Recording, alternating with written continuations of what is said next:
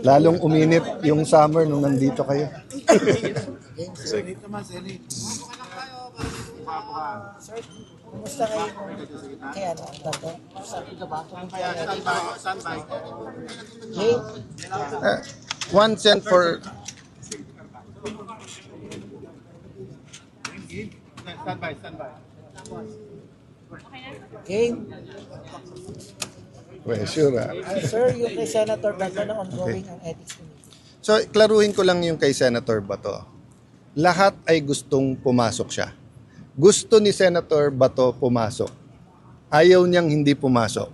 Gusto ng minority pumasok siya. Gusto ng majority pumasok siya. Anong problema? May threat sa kanya na walang assurance ang gobyerno na mapoprotektahan yung kanyang karapatan. So katulad ngayon po, pumasyal po kayo dito sa Taguig. Kahit anong tapang nyo po bilang media, kung credible yung threat na pag pumunta kayo dito, kukunin kayo, dadaling kayo sa Hague, pupunta ba kayo dito? Kung gusto nyo man pumunta, yung editor nyo mismo magsasabi, huwag kayong pumunta kasi pwede naman kayo mag-interview sa ibang lugar. So it is not by desire of Senator Bato na huwag siyang pumasok. So that's the difference.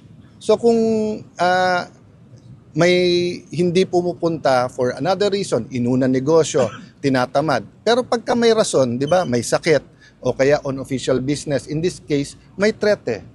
So nagkaroon ng isang paglilinaw ang DOJ noon, but with all due respect, lalong lumabo. Kasi ang sinabi ng DOJ noon ay may karapatan siya tumakbo sa korte at susundin yung korte. Pero in a nutshell, pinaraphrase ko lang. Pero ang sinabi din nila, may option din ang gobyerno na pag may warrant of arrest, arestuhin na lang siya tapos ipadala na siya doon.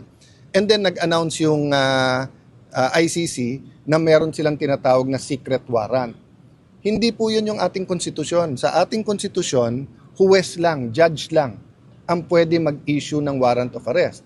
Kaya kung may warrant of arrest galing sa abroad, dadaan pa dapat sa ating judge yun. Yun ang stand namin. Walang makapag-assure kay Senator Bato eh. So I talked to someone very close to him. Ang sabi, simple lang sir, ma-assure lang kami ng Philippine government na may day in court siya dito. Kahit arestuhin siya dito sa Pilipinas.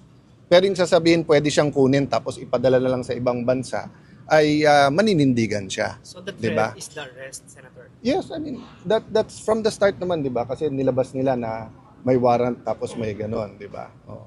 So I'm not judging what's right or wrong. I'm just giving you human nature. 'Di ba? Human nature. Kahit ang Secret Service, pag tingin nila may threat sa presidente, sa vice president, hindi nila papupuntahin doon, 'di ba? So hindi po voluntary ang pag-a-absent ni Senator Bato. Gustong-gusto niya po pumasok sa session. Let me clarify one more thing. Sabi nung iba hindi siya nagtatrabaho, magkaiba po 'yun ha. Kasi sa loob man o sa labas ng Senado, napaka-importante ng plenary, napaka-importante po mag-participate, napaka-importante po ng committee hearings. Kung magkakaroon ng impeachment, napaka-importante din na umattend doon. But that's not the totality of the work of the senator. The research, the consultation, going around the country, that's all part of the work. So katulad ngayon, di ba, break, di ba? But after this, tatakbo ko, group of businessmen naman, consultation naman about yung contingencies dito sa energy crisis. That's part of my work. 'Di ba? So kung may hearing kanina, I could have attended that or this. Kung may hearing mamaya, I can attend my consultation or that, but that doesn't mean we're not working. Ganon din kay Senator Bato. Fully functional yung staff niya,